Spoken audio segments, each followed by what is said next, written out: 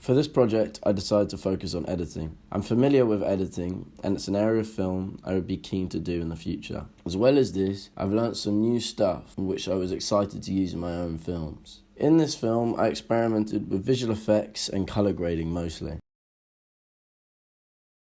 Multiple things inspired this film. I'd recently seen the film Beats, a new feature film by Brian Welsh, based around the rave culture in Scotland. After watching this, it got me interested in squat raves, so I began to do some research. I watched documentaries on platforms such as Vice about squat rave culture. Last of all, coincidentally, I was looking over an old script of mine, and there was a scene based in a squat rave. So I thought my idea was already there, which really took the stress off. Although we'd done lessons on After Effects, I thought I'd top up my knowledge about looking at channels on YouTube such as Film Riot. As well as this, I looked at film practitioners that specialised in editing. The one I looked at was Lev Kuleshov. Lev Kuleshov was known for his film editing montage effect, in which he was able to create a variety of emotions throughout intercutting a clip of a man with a bowl of soup, a woman lying down in a seductive pose, and a dead little girl. I used this effect a bit in my film, not in the same way that Kuleshov used it, but more to help us establish our main character taking in his surroundings. Furthermore, I also looked at films such as Schindler's List and Raging Bull. This was because I was super impressed by the bold choice of both directors by keeping the films shot in black and white. For Spielberg, he chose to shoot it in black and white because he wanted people to realise the pain of the Jews cannot be depicted in colour. Whereas Scorsese, on the other hand, used black and white to distinguish his film from other coloured films. Moving on to my film. So my biggest experiment throughout this was most probably the colour grading. I wanted to start the film in black and white and go into colour. The reason for this is that I wanted to tell an emotional story throughout.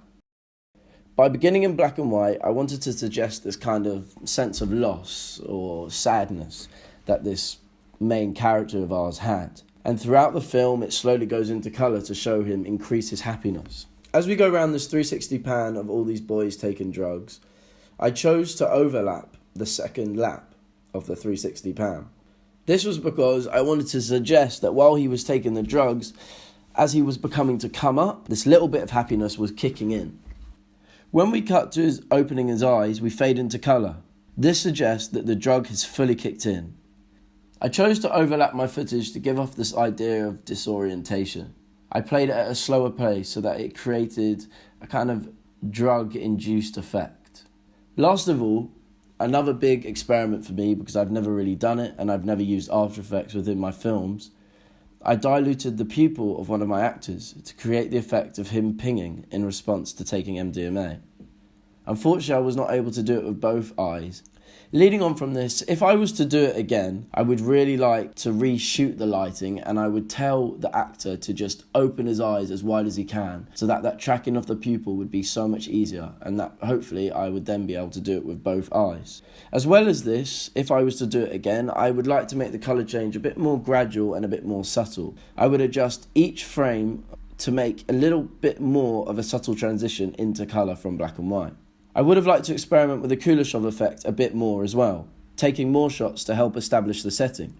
For example, maybe people doing lines of cocaine, maybe speakers or other people dancing. Overall, I'm fairly happy with this project. I feel I have progressed. Big example, I've never used After Effects, and I'm super happy that I was able to, well, in a way, pull this off.